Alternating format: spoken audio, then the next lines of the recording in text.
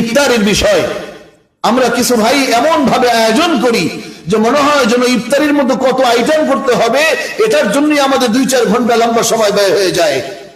পেঁয়াজু, আলু চপ, বেগুনি, এই তিনটা তো লাগবেই। এটা তো কোরআনে আছে, কি বলেন? বুখারী শরীফে তো আছে। এই তিনটা ছাড়া মনে হয় হবেই না। এমনও শোনা যায় কোন বাসায় হয়তো বা কোনো মা কোনো বোন আজকে হয়তো পেঁয়াজু অথবা আলুর চপ তৈরি করে নি, ঘরের পুরুষ কর্তা এমন অসুন্দর ব্যবহার করলো। কেন?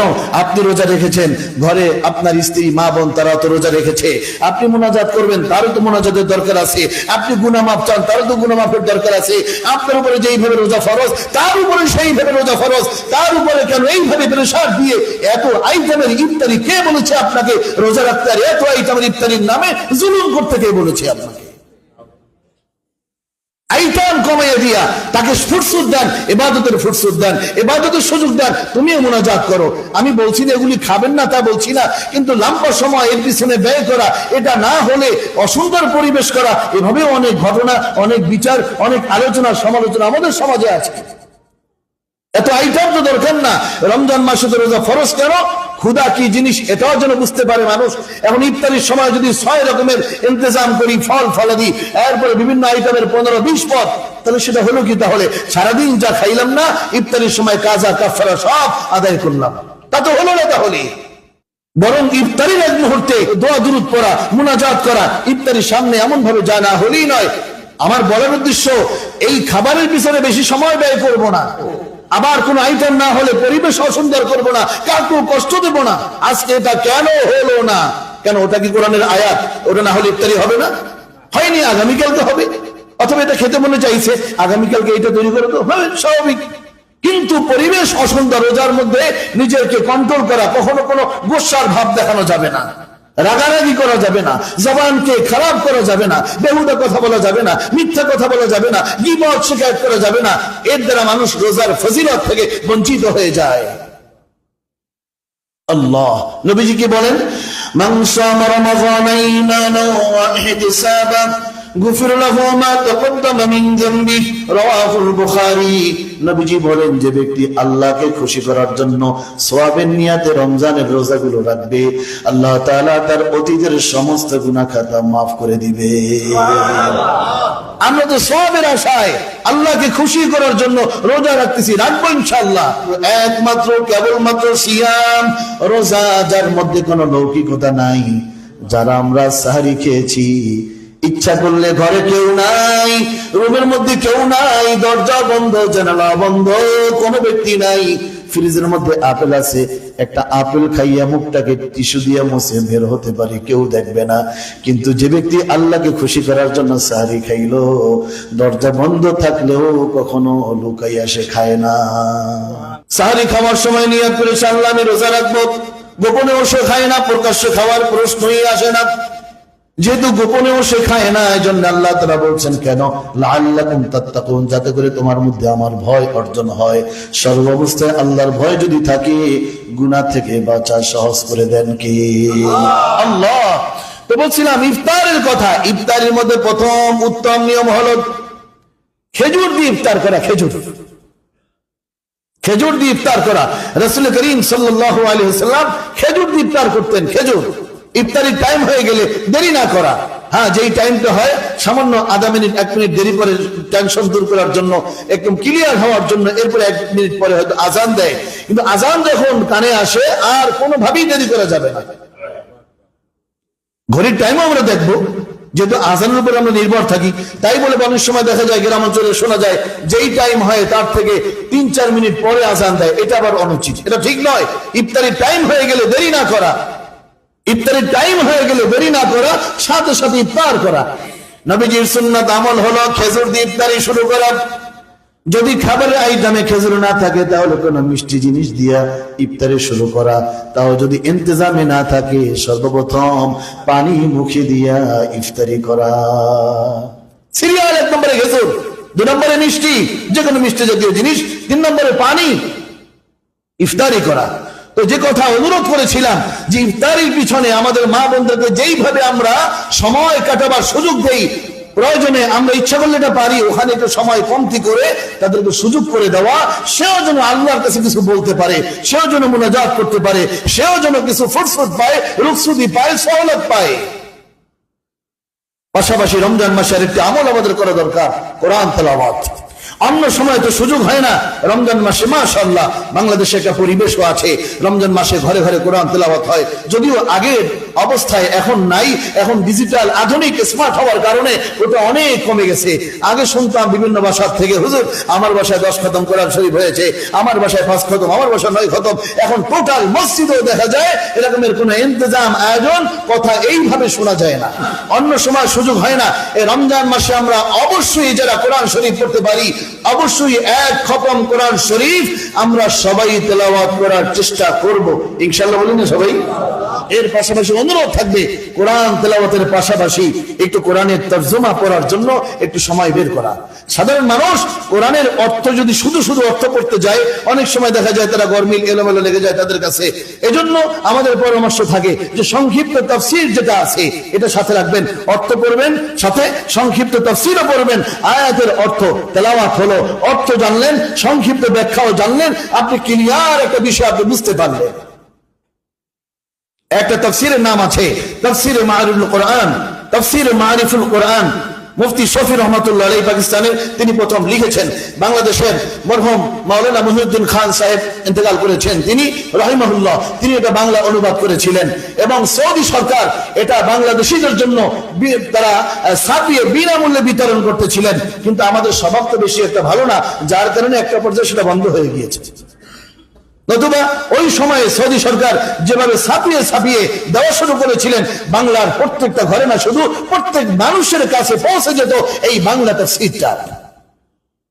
সৌদি সরকার দিয়েছে বিনা মূল্যে বিতরণের জন্য, লেখাও আছে সেখানে লা ইয়াজুযু বাইউহু, এটা বিক্রির জন্য নয়, বিক্রি করা যাবে না, এটা ফ্রি দেওয়ার জন্য।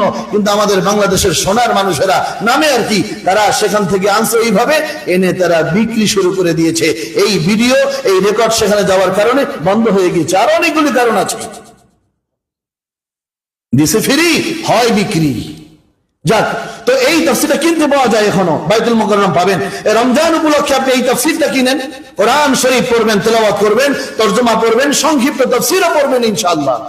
সময় তো চলে যায়, অনেকে বলবেন সময় পাই না। কিছু লোককে এমন দেখা যায় যে মসজিদে খুতবা একটু দেরি হয়েছে 2 মিনিট, অথবা হুজুরের মোনাজাত একটু দেরি হয়েছে, অথবা কেরাতটা একটু লম্বা করছে, দেখা যায় খুব সমালোচনা, এত লম্বা সময়। যেই লোকটা সমালোচনা করলো সেই লোকটাই মসজিদের বাইরে গিয়ে কিনা আধা ঘন্টা চায়ের দোকানে দাঁড়িয়ে দিলে চা খাইছে, গল্প করতেছে। এর মানে একথা বলছি না যে হুজুর সবাইকে আটকে লম্বা সূরা পড়ে আটকে রাখবে, তা না। কিন্তু কোনো কারণে যদি কখনো হয়েও যায়, হতে পারে, কিন্তু আমরা তো সৌভাগ্যের বিষয় শুকরিয়া আদায় করবো যে না, আল্লাহর ঘরে বেশি সময় ছিলাম। বাইরে কত সময় কাটে এ নিয়ে আফসোস হয় না, এজন্য লজ্জা হয় না। দোকানে কত সময় কাটে এ নিয়ে আফসোস হয় না। মসজিদে একটু সময় বেশি হলে অনেকের পেরেশানি ভাব চলে আসে। অনুরোধ করবো ভাই, রমজান মাসে আপনি মসজিদে পড়েন আর বাসায় পড়েন, আল্লাহর কোরআনের সাথে সম্পর্ক কায়েম করা দরকার। রাসূল বলেন ওয়াল কুরআন ইয়াশফাউ, কোরআন শরীফ সুপারিশ করবে। হাশরের ময়দানে কোনো গুনাহ যদি চলে আসে সামনে, এ লোকটা জাহান্নামের আসামি, কোরআন সামনে দাঁড়াবে, আল্লাহ আমি তোমার কালাম, এ লোকটা আমাকে তেলাওয়াত করেছে, আমি সূরা মুলক, আমি তোমার কালাম বলছি, আল্লাহ আমাকে তেলাওয়াত করেছে, তুমি তাকে মাফ করে দাও। নবীজি বলেন আল্লাহ তাআলা কোরআনের সুপারিশ কবুল করে আল্লাহ ওই ব্যক্তিটাকে মাফ করে দিবেন। সবাই তো ওসিলা খোঁজে, মালিক কোন ওসিলায় তার গোলামকে মাফ করে দেয় বলা তো যায় না। এজন্য ছোটখাটো আমল যদিও মনে হয় ছোটখাটো, রমজান মাসে আমরা এগুলি না সারি ভাই। রমজান মাসে নিয়মিত তারাবি নামাজ আদায় করব, একদিনও ছাড়বো না। রমজানে যে পণগুলো থাকে, নাম্বার 1 হলো রোজা একটাও ছাড়বো না ইনশাআল্লাহ, বলি সবাই। ছোটখাটো অজুহাতকে সামনে রেখে রোজা ছেড়ে দিলাম, রোজা ভেঙে দিলাম, এমনটা করা যাবে না। নাম্বার 2, তারাবি নামাজ আমরা নিয়মিত আদায় করবো ইনশাআল্লাহ। রমজান মাসে 1 খতম কোরআন তেলাওয়াত অবশ্যই করব, সাথে অর্থ পড়ব, সংক্ষিপ্ত তাফসীর পড়ব। আর একটি আবেদন থাকবে সবার কাছে, যারা এভাবে বিভিন্ন ছোট ছোট সূরা মুখস্থ করেছি ছোটবেলা, আর বাড়াতে পারি নাই, ইচ্ছা করলে রমজান মাসে আপনি 2টা সূরা আয়াতুল কুরসি মুখস্থ পারেন না, আয়াতুল কুরসি এরকম কিছু কিছু জায়গায় আপনি 2-1টা আয়াত, 2-1টা সূরা আপনি মুখস্থ করতে পারেন, বাড়াতে পারেন।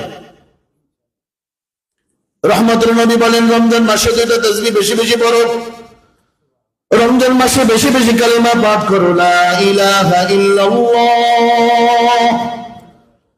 নবীজি বলেন রমজান মাসে বেশি বেশি ইস্তিগফার পাঠ করো, আস্তাগফিরুল্লাহ। নবীজি বলেন রমজান মাসে আল্লাহর কাছে জান্নাত চাও, জাহান্নাম থেকে মুক্তি চাও। আল্লাহুম্মা ইন্না নাসআলুকাল জান্নাতা ওয়া নাউযু বিকা মিনান নার। তাহলে চারটা কথা এখানে নাম্বার 1 হলো রমজান মাসে বেশি বেশি কালেমা পাঠ করা, রমজান মাসে বেশি বেশি ইস্তিগফার পাঠ করা, আল্লাহর কাছে জান্নাত চাওয়া, জাহান্নাম থেকে মুক্তি চাওয়া। এই চারটা কথা সংক্ষেপ ভাবে বলা যায়, লা ইলাহা ইল্লাল্লাহু আস্তাগফিরুল্লাহ, নাসআলুকাল জান্নাতা ওয়া নাউযু বিকা মিনান নার। লা ইলাহা ইল্লাল্লাহু আস্তাগফিরুল্লাহ, নাসআলুকাল জান্নাতা ওয়া নাউযু বিকা মিনান নার। لا إله إلا الله واستغفر الله نسألك الجنة ونعوذ بك من النار। لا إله إلا الله কালেমা হয়ে গেল, আস্তাগফিরুল্লাহ আল্লাহ তোমার কাছে ক্ষমা চাই, ইস্তিগফার হয়ে গেল, নাসআলুকাল জান্নাহ আল্লাহ তোমার কাছে জান্নাত চাই, ওয়া নাউযু বিকা মিনান নার জাহান্নাম থেকে পানাহ চাই। একটু বলি না সবাই, লা ইলাহা ইল্লাল্লাহ আস্তাগফিরুল্লাহ নাসআলুকাল জান্নাতা ওয়া নাউযু বিকা মিনান নার। যেহেতু রোজা ফরজ ইবাদত, আমাদের একটা দুর্বলতা আছে, অনেকে নিজে রোজা রাখি অথবা ঘরের মা বোনরা রোজা রাখে, কিন্তু মেয়েটার বয়স 19 বছর হয়ে গেল, ছেলের বয়স 18-19 হয়ে গেল, কিন্তু ওদের পরীক্ষার চাপ আছে, এজন্য বাপ মাই নিষেধ করে ওদের পরীক্ষা, ওরা এখনো ম্যাচিউরড হয়নি। শরীয়ত কোরআন বলে ম্যাচিউরড হয়েছে, আর আমি আপনি বলি ম্যাচিউরড হয়নি। শরীয়ত বলে ও যদি এখন রোজা না রাখে, সুস্থ থাকলে ও জাহান্নামের আসামি হবে। আমি আপনি ছেলে মেয়েদেরকে জাহান্নামের আসামি বানিয়ে দিচ্ছি দুনিয়া পাওয়ার আশায়, পরীক্ষার আশায়। কিসের পরীক্ষা? দুনিয়ার পরীক্ষা। অথচ দুনিয়ার পরীক্ষায় একবার ফেল করলে আবার সে পরীক্ষা দিয়ে পাশ করার আশা করতে পারে, আবার ফেল করছে আবার সে পরীক্ষা দিয়ে পাশ করার আশা করতে পারে। কিন্তু মালিকুল মউতের মাধ্যমে যে পরীক্ষা শুরু হয়, এই পরীক্ষা যা শুরু হবে, ওই পরীক্ষায় যদি ধরা খেয়ে যায় আর তো পাশ করার সুযোগ নাই, তাহলে কেন সন্তানদেরকে, ছোট ভাইকে, ছোট বোনকে, পরিবারের সদস্যদেরকে শরীয়তের ফয়সালা অনুযায়ী তার উপরে রোজা ফরজ হওয়ার পরেও আমি আপনি কেন তদারকি করছি না? ছেলে রোজা রাখলো কিনা, মেয়ে রোজা রাখলো কিনা। আমার ঘরে যেন কোনো বেরোজগার না থাকে। ছোট বাচ্চাদের হিসাব তো ভিন্ন, যাদের উপরে রোজা ফরজ সবাই রোজা রাখবো ইনশাল্লাহ, বলি সবাই। ছেলে মেয়ে তাদেরকে রোজা রাখার জন্য বলবো, কাছে বসাবো, বুঝাবো, বাবা দেখো বছরে একটা মাস মহান রব্বুল আলামিন রোজা ফরজ করেছেন, এটা কোনো সুন্নত নফল না, এটা হলো ফরজ ইবাদত, এটা রাখতেই হবে বাবা, তুমি রোজা রাখো, আসো একসাথে সাহরি খাই, একসাথে ইফতার করব। এভাবে যদি বুঝিয়ে ছেলেকে বলি, মেয়েকে বলি, সবাই যদি একটা পরিবেশ করি, সে পরিবেশের মধ্যে বরকত হবে। এই যে রমজান মাস আসছে, সাহরি খাওয়া সুন্নাত আমল, ইফতার করা সুন্নাত আমল, এই বিভিন্ন আমল তো আছে, এগুলি একসাথে করলে বরকত হয়।